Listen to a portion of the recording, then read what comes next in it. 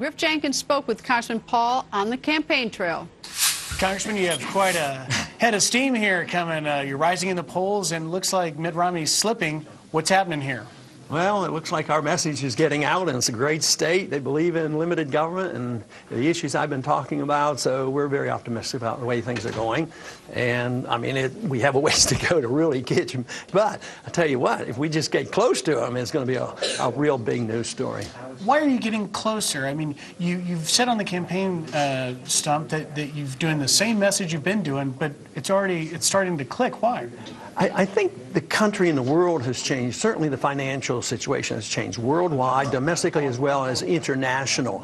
And of course that was my big issue for many, many years. That's what motivated me to get involved in politics in the 70s, warning about a financial bubble and warning about the financial system and the monetary system, and it's come about. So we talked about the housing bubble before it burst. So now we have the credibility on economics, but we also have credibility on the foreign policy too, because, you know, the foreign policy what we followed for the past 10 years contributed $4 trillion worth of debt.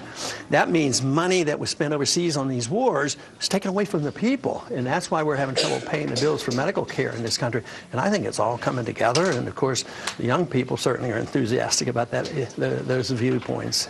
You mentioned foreign policy. Some of your fellow candidates, Rick Santorum, says you're dangerous. Yeah.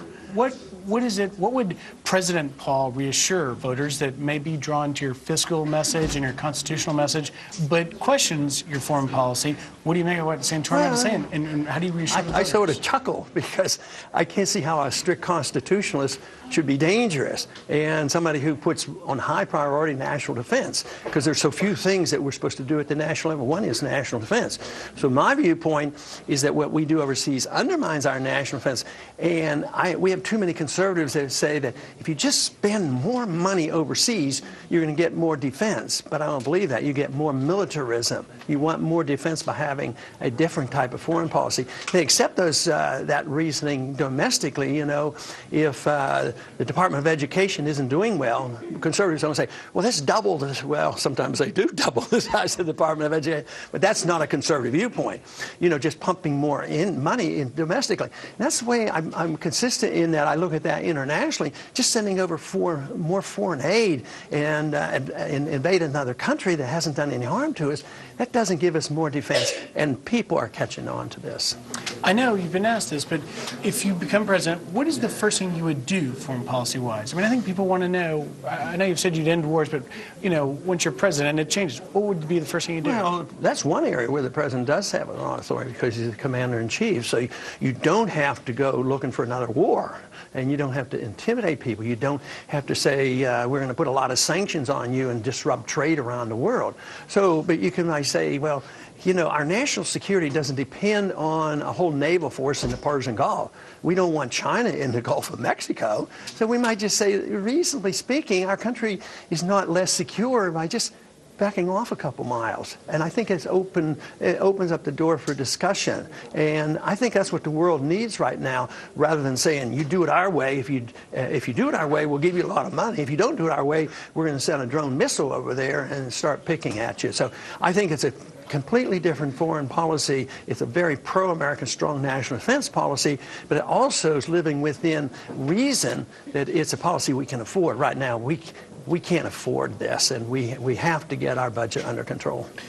A new poll today says 56%. WMUR's poll says more than half of the voters here in New Hampshire are undecided. Probably a lot of them in that room. What's your pitch to them with just hours to go before the voters hit the polls? Same thing I've been pitching for 30 years. More freedom, less government, lower taxes, strong national defense, looking into the Federal Reserve, and a concentration and emphasis on personal liberty, because this is one state that understands what personal liberty is all about. And depending on how you do here, you've said you'll go straight to South Carolina. What's the path forward? You've said maybe you're not going to go to Florida. Like, what's the path? Well, I will stop in South Carolina on Wednesday as we leave here, and we don't have the full campaign in Florida, but we won't be absent. But we'll see how we do tomorrow as well as in South Carolina, and then look at the budget. Last question. You've been hesitant to answer the third-party question. Right. So let me try a creative way. What's your opinion of what Ross Perot did and how he ran? Well, he was very rich. I'm not very rich. I've contributed some services here, and it distracted me a little bit, from my medical practice, and it also, I gave up my pension fund, my federal pension fund, so I don't have that kind of money. So that's a different story completely. And it is a system that is very biased against third-party movements. And right now, I'm in this. I'm a contender. You're so Elvis. We've tried to follow you around. You're like a rock star here. So that thought doesn't even cross my mind, so I'm not thinking in those terms. Congressman, we appreciate the time, and we look forward to following you on the campaign trail. Thank you very much.